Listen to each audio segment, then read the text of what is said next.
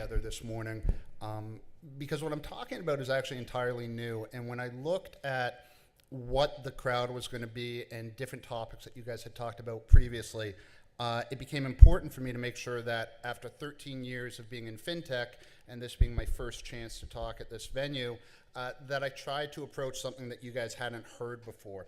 So I think it's really important before, does that happen? I got to go through all that? I'm a bit behind on the clicker. Oh, that's no worries. I think it's really important before you hear anybody speak that you get a good sense of where their background is and what context they're bringing to the table. So let me give you that just so you have a quick intro to myself, a quicker intro to Nest Wealth, what we're doing there, and then you'll get a sense of what I think is an important issue for most of the people, if not everybody in this room. A bit of my background, disgruntled lawyer. Quickly decided that I didn't want to go into law, so left that, went back and decided very quickly that I wanted to get into the capital markets. I've been in the capital markets for about 20 years doing financial services of different things. I discovered a fintech back in 2005 called First Coverage. Accidentally discovered it, didn't even know I was starting a fintech. Fintech wasn't even a word then, but left what I was doing when we won some awards. Other people wanted to start using what we were building, spun it out into a separate company, raised a Series A and Series B, raised money before we had a product, spent money before we had a business, sold the business barely before we ran out of money. But that's just the way it was done in 2005 to 2008, right?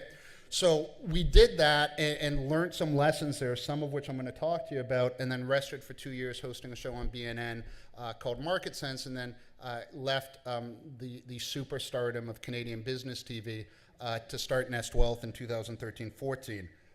What's Nest Wealth? Well, we're the other robo-advisor in Canada. We started in about 2013-14 as a direct business to consumer. Had a vision when I left BNN that the entire industry wasn't doing its best job for the Canadian investor, decided that we could probably do better.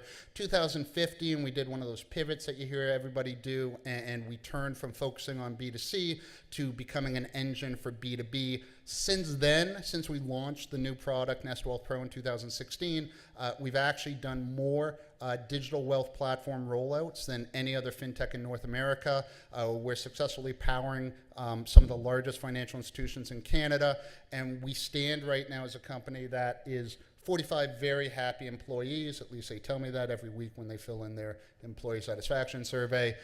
We just got a Great Workplace to Work award, which we're very proud of, and we've done this all on $6 million of capital that we raised about 2 years ago. So that's us. And when it comes to what we're going to talk about, I want to focus on something that everybody seems really, really interested in when they go out and raise money and when they read stories, and that's the valuation that people are applying and wanting to publicize when it comes to how much money they raised and what they raised it for. There's no other single thing than how you raise your capital and who you raise your capital from that's going to make your journey in a fintech more or less enjoyable. I can tell you this, I've been there twice, I've raised a lot of rounds, I've raised it from a lot of different partners, and the amount of press and the amount of coverage on this is entirely in the wrong places. So I'm going to spend 6 minutes talking about what you need to think about when you're going out to raise capital and why I think everybody's kind of got it backwards. Maybe as I've been in this, as I said, for kind of 13 years, I've just become that angry old man, the cranky old guy that looks at all the youngins in the industry with bewildered amazement. And if that's the case, that's fine. I'm totally happy with that. But I do stand here today with some real concerns about where this industry's focused its attention when it comes to how capital is raised and where the media is focusing their attention about who they talk about and who they don't. Seriously, I mean, when did it all become about the valuation? If you read anything and you look at things like the concept of a unicorn, it's hard to imagine that there's anything more fetishized in this industry than becoming a billion-dollar valuation company during an interim capital raise. And that kind of boggles me because it's probably the single worst idea that's ever come into the startup round, focusing every entrepreneur's attention on what kind of valuation you're going to get in a financing round that doesn't mean anything except getting you to the next round. The unicorn term is kind of interesting, though. It's apt, not because unicorns are rare, but really because unicorns are mythical creatures that we've created, and if you stop believing in them, then they disappear. And that's the way to think about unicorns within the VC industry as well. In The Usual Suspects, probably not a movie that you should reference as much now as a couple years ago, but in The Usual Suspects, there's a line that goes something like this: the greatest trick the devil ever did was convincing us he didn't exist. Well, I believe that the greatest trick a lot of investors have done have been convincing founders that what they should be focused on more than anything else is the valuation they get in a round. At the absolute core, a unicorn status is nothing more but proof that one person somewhere believes that what you've built to date is worth more than $1 billion, and as I'm about to show you, it really isn't even that. Fun little experiment. Who wants to be a startup founder of a unicorn? Right now. I can make this happen. I can absolutely make this happen. Put up your hand if you want to be a founder of $1 billion fund. Okay, here we go. I'm going to give you $1, $100, $1,000. We'll cap it at 1,000 because who knows how many of you there might be, right? I'm going to give you $1,000. You're going to back out whatever percentage of $1 billion valuation that's going to give me, and you can now be the proud founder of a unicorn. Here's the only thing I'm asking for, though. I want a little downside protection if things don't work out. Like, just something that gives me preference, right? On the assets or the IP or whatever else it is that you consider valuable. Or I want to have some restrictions on what you can do going forward. And if you're okay with that, if you want to be a $1 billion unicorn founder, then we've just struck a deal. And the truth is, that's exactly what's been happening when you read in the paper about these companies that are raising money at excessive valuations.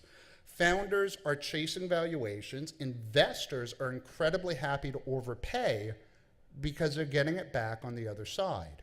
They're getting it back in the preferences they have against other investors, and specifically in the preferences they have against founders.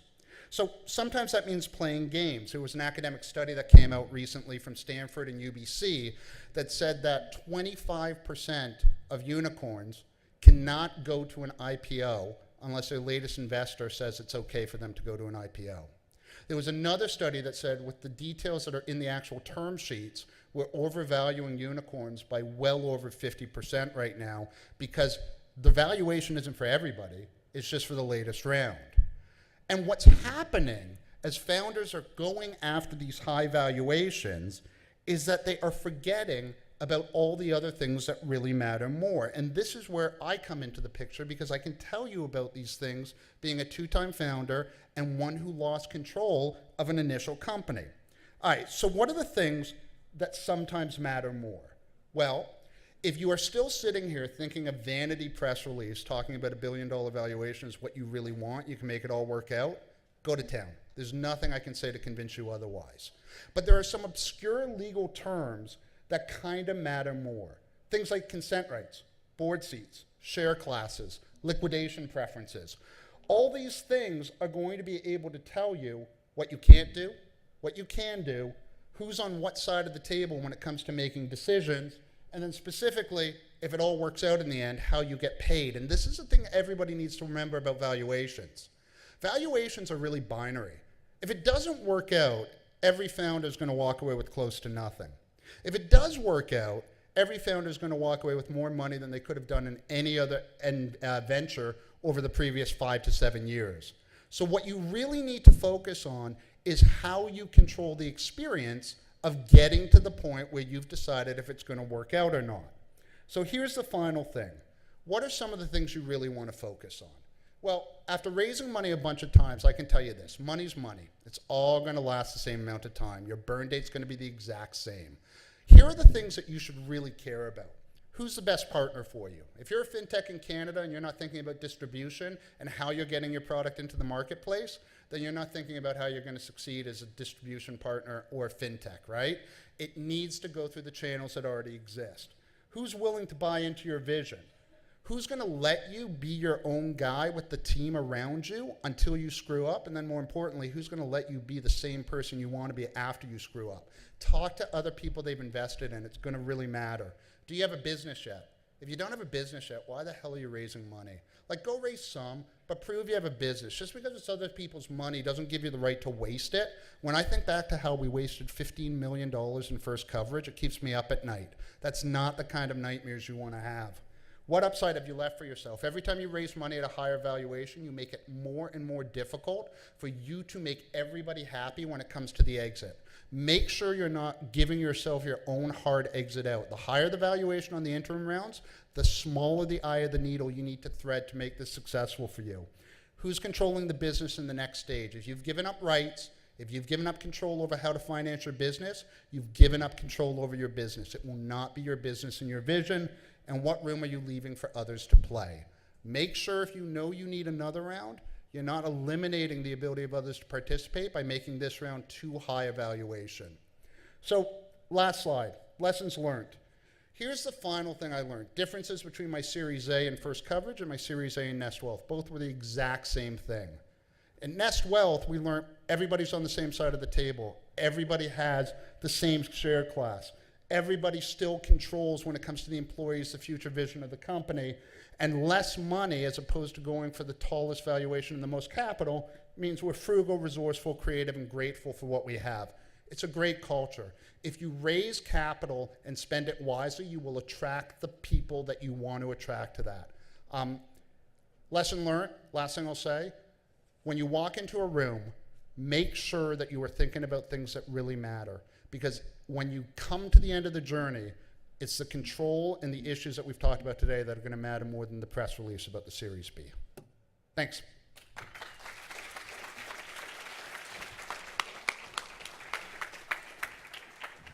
Thank you, Randy. That was great. I saw lots of people with their phones out taking pictures. So I'm sure there's a lot of questions, but we only have time for 2 because he went long. That's true. Going here. So we'll have time for 2 quick questions. Hi there. Can you tell us a little bit about Nest Wealth, if you don't mind? Some of us don't know it. Thank you for that. Nest Wealth is a digital wealth platform. We provide an engine that satisfies investors' requirements through any distribution channel. We are B2B, so we power National Bank, MD, Aligned, a whole bunch of other ones across Canada, and we're also the second largest digital consumer B2C robo-advisor in Canada as well, fastest growing right now, I think. In addition, we just rolled out a group RSP plan in partnership with Vanguard and Warner Chappell that was the fastest launch and the most successful launch of any digital group savings plan targeted at small and medium-sized businesses in Canada. Thank you. Hi. I guess one of the reasons why most of the startups want a higher valuation is because they want to raise more money as well, right? And besides getting the higher valuation gets them the fame as well. So they're maybe essentially looking at it as an opportunity to get their name out. Would you agree with that, or do you have an alternative approach or any suggestion for those? Yeah, don't worry about getting your name out. Worry about executing on the plan, right? We have built a business model that did the horrible thing about being positive cash flow in 2016. We have built a business that stands on its own 2 legs. And granted, we're not as tightly involved in the startup community as other companies across Canada, but I mean, we're doing open house, we try and participate in forums like this a lot, but the truth is, put your head down, come to terms where everybody's going to make money at the end of the day, and think about the long run. It can't even begin to explain the damage that doing an excessively high valuation raise halfway through your company's journey can do, but it really cuts off an immense amount of options down the road.